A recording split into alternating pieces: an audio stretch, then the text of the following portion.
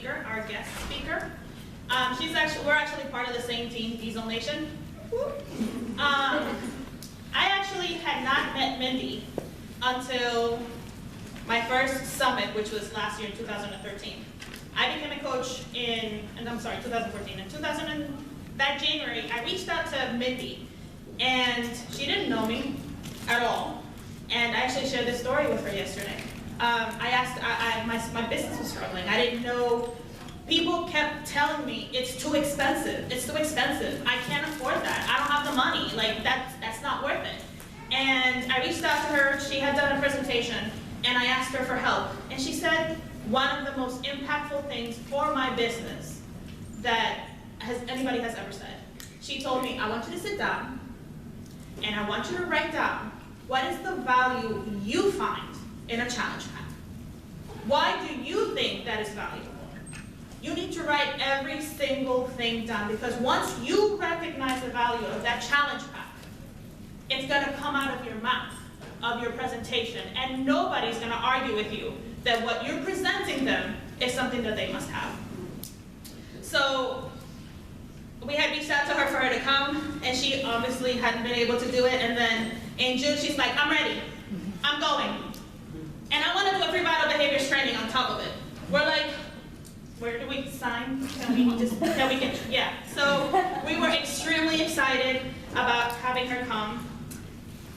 She is a 7-star diamond. She is a 2013, 2014 elite coach. She is one of the few coaches who have to be elite to be a free vital behaviors trainer. Yeah. And she's also the founder of Team Relentless, and she is just a powerhouse. And get ready, get those tissues out, because I'm sure she's gonna make you cry. So, ladies and gentlemen, please welcome Mindy Hord.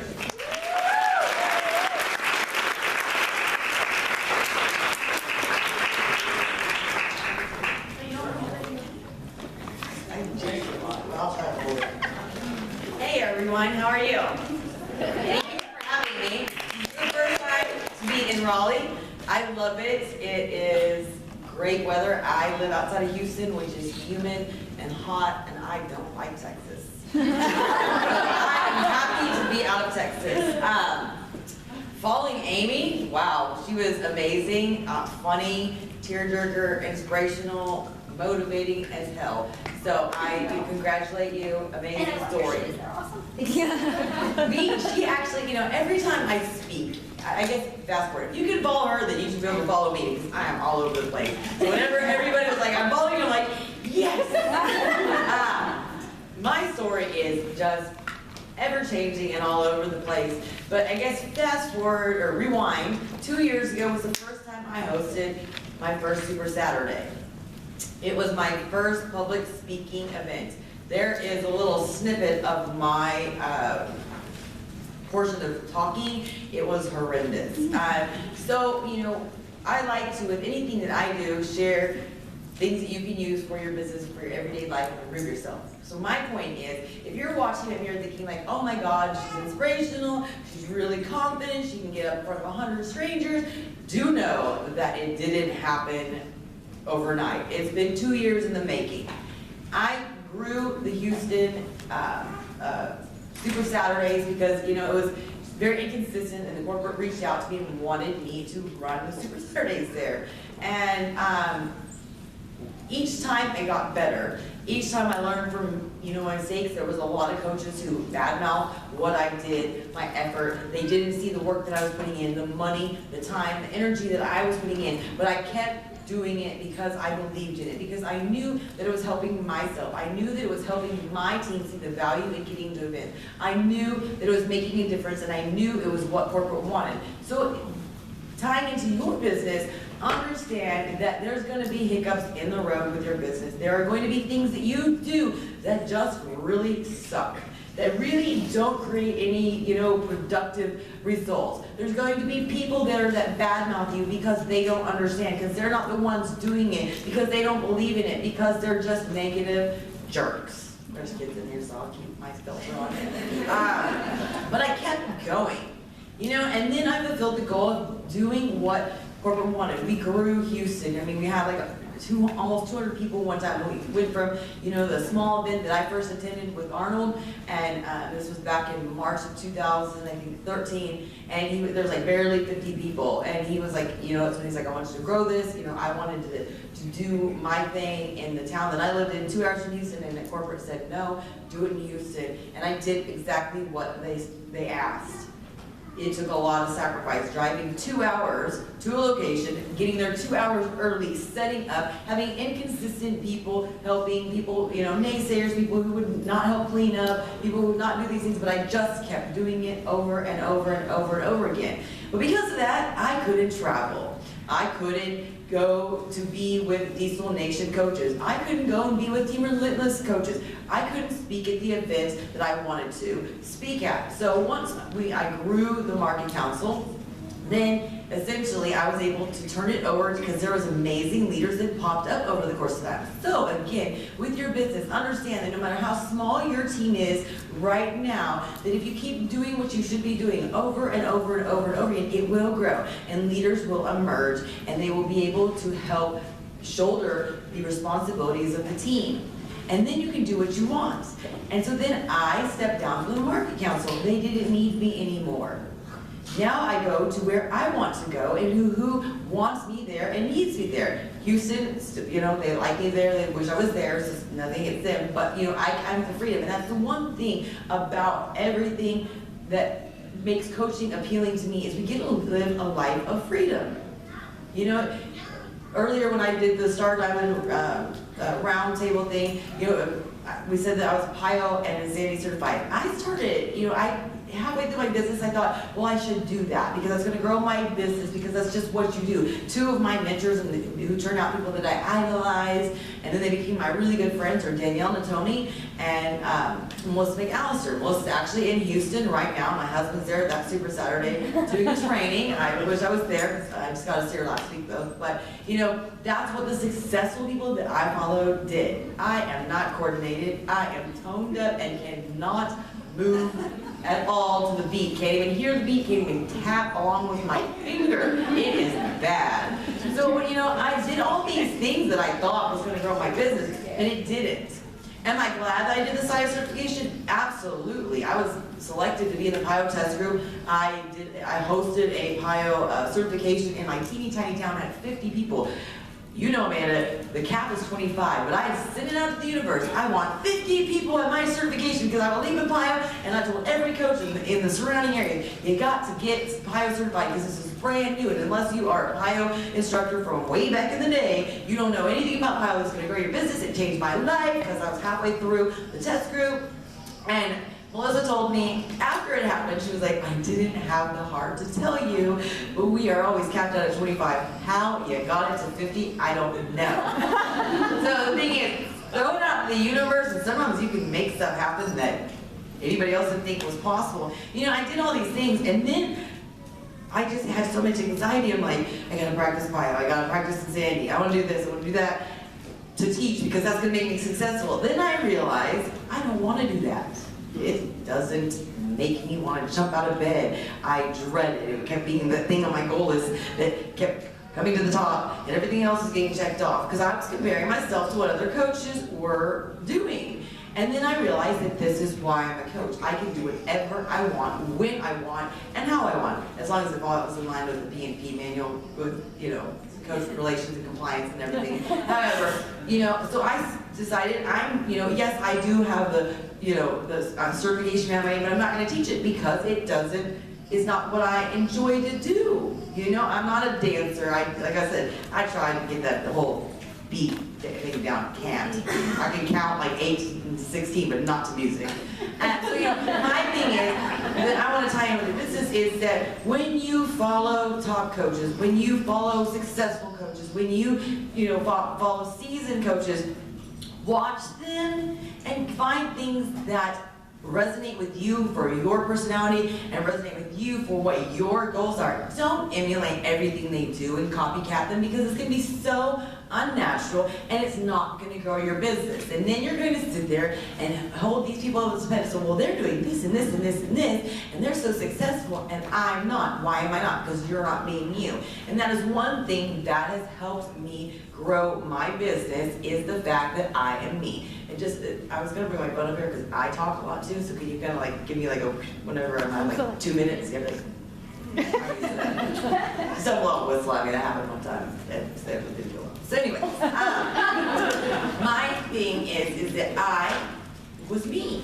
I was exactly who I am. And I wasn't when I started. Like I said, you know, rewinding in time, I would not speak in front of a crowd. Like literally, like I remember going to things where they'd be like, stand up and to say your name and you know, where you're from. And like, that would be like, you know, oh, I mean, like you should know your name. I mean, that was like, that's the one thing that you heard, you know, like from pretty much birth, you know, I mean, those things where you know where you live. I mean, but, you know, so I'm looking at how far I came. But I wasn't always open. I wasn't always, you know, I'm known throughout the organization and through corporate for being unfiltered, raw, uncut, uncensored, real. I mean, like, just blah, that's who I am.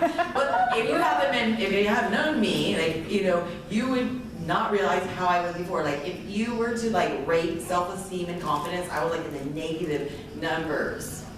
If you wanted to rate how open I was about my failures, my past, my feelings, it was in the like non-existent, like not even negative, completely not even there.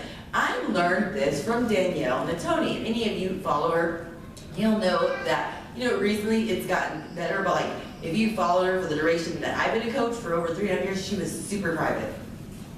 Super private, did not talk about her, you know, social life, did not talk about, you know, very limited about her girls and her family life, and that was just the way she is, and that's totally fine. But so it's kind of ironic that she's the one who taught me to be myself, which made me be open. So the thing is, you can learn things from people, and you can apply principles that are different when applied to your life than anybody else. But I learned to start being myself. And her and I are really good friends. We respect one another. I've been on her team call, like she said, Mindy is like vulgar. And she's like, that's not the way that I run my business. She's like, but I like it because that's her.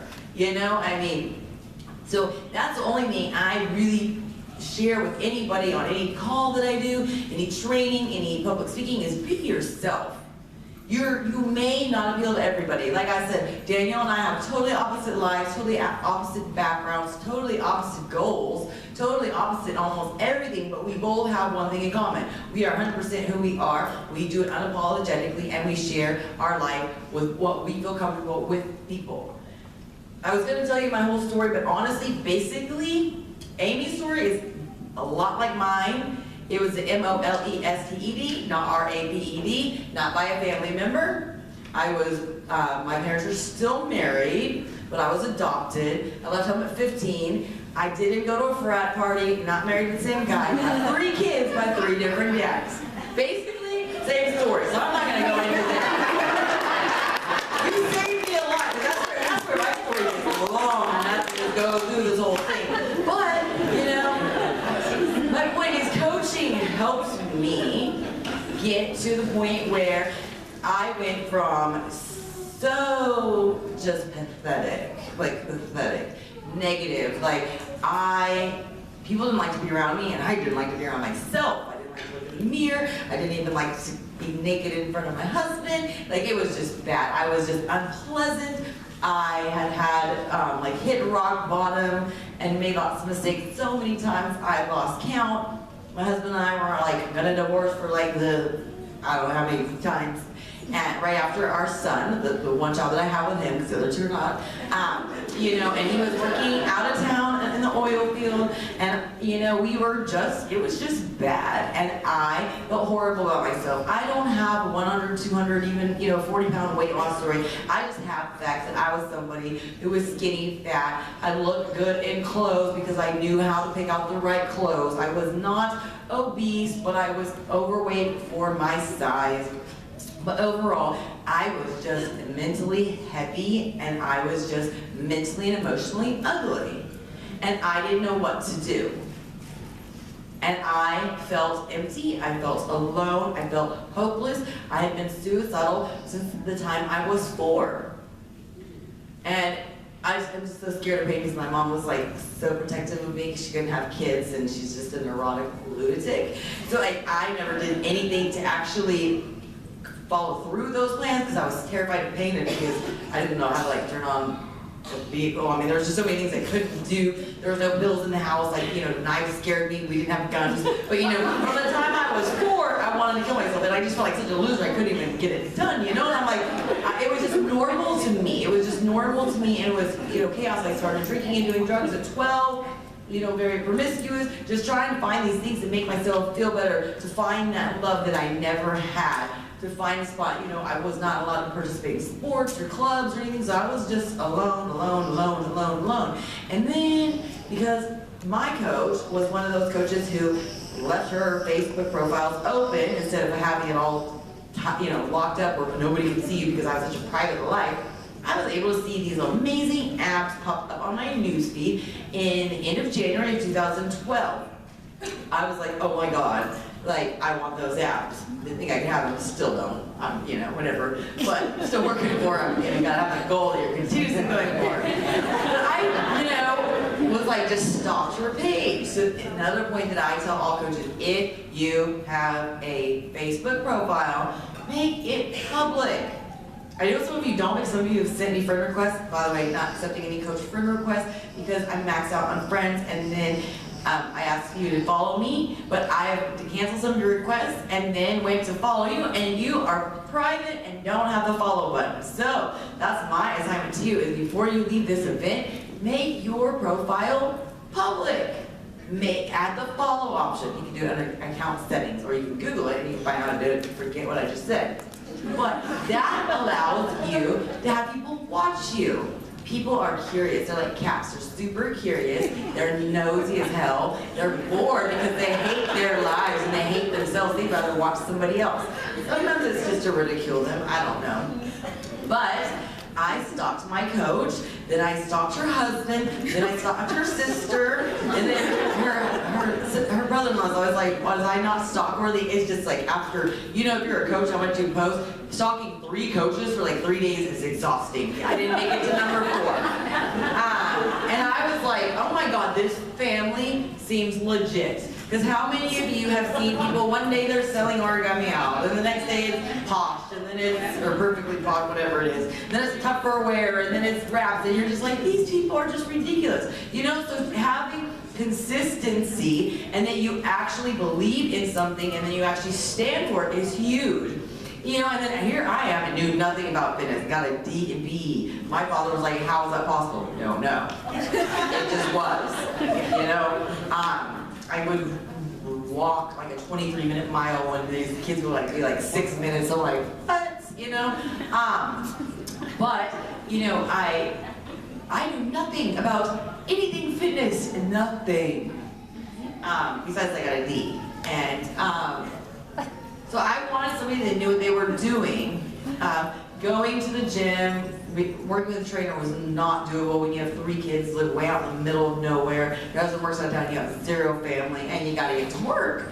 So whenever, you know, here's this person that seemed like she knew what she was doing, she had the results, everything was like P90X, P90X, P90X on her page, because back then there wasn't, that's pretty much all we got was P90X and Insanity and Hip Hop Abs and Slim and 6 and Turbo Fire.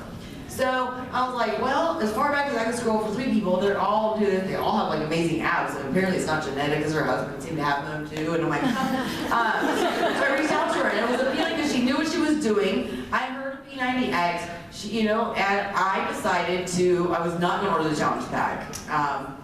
But then she just seemed convincing, and then I decided to take the leap on it because she said, you know, if you don't like it, you can return it in 30 days. And I was like, are you sure? Like, are you sure this doesn't have to be like a full moon on a Sunday? And she's like, no, you can. I didn't even know anything about Shakeology because she sent me the whole Nutrition Simplified video that was like the only one back then. and our internet was crappy, and I almost bailed out of it, but she followed up with me twice that same day. She's like, just check on, did you see it go through?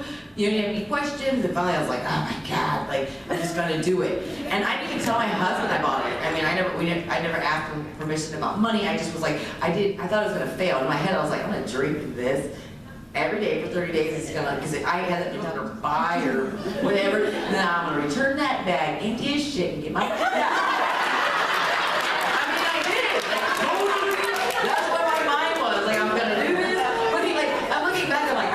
Put in like at least 3 weeks of work, keep drinking this stuff and then just return it. Like, I mean, I don't even know what I was thinking, but nothing had ever worked up into that point. So once I got it, I did, I calculated perfectly that my husband should be out of town, he won't know that I got it because I just didn't think I'd finish it and whatever.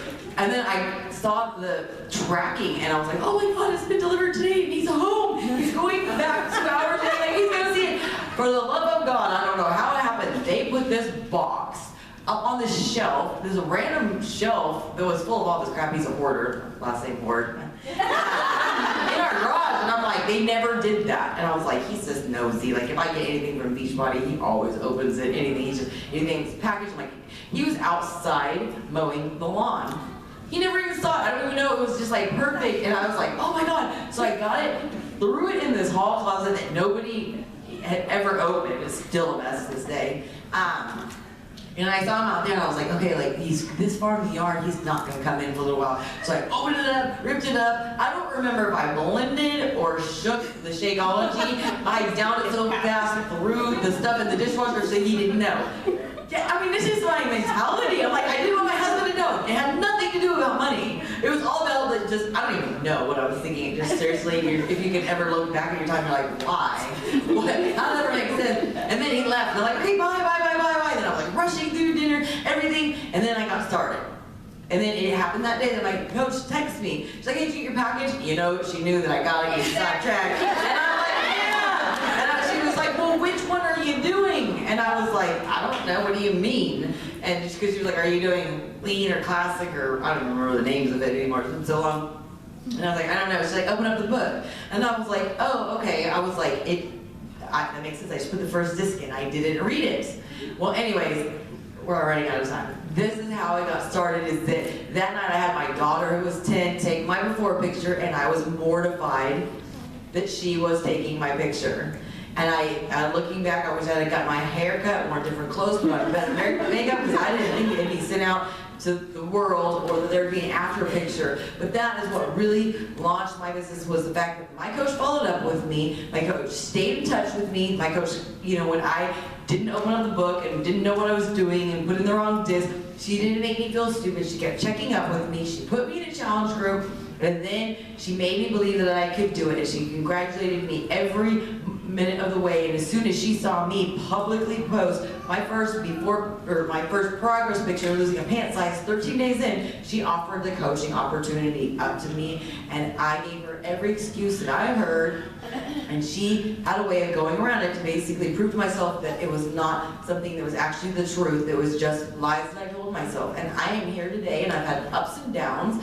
I was hospitalized, at a mental institution back in August, just a couple weeks ago, or I don't know, 2 months ago. And I am here today because of my coach, because of my team, because of coaches outside of my team, because I believe in what we're doing. And I want to let you know that there are going to be ups and downs, bumps in the road, struggles, mental, emotional, stress, different things that hit you along your way. But get involved in the community, because it will save your life and it will save your business, and you will not regret it if you follow the steps that corporate says, and do not reinvent the wheel. Good?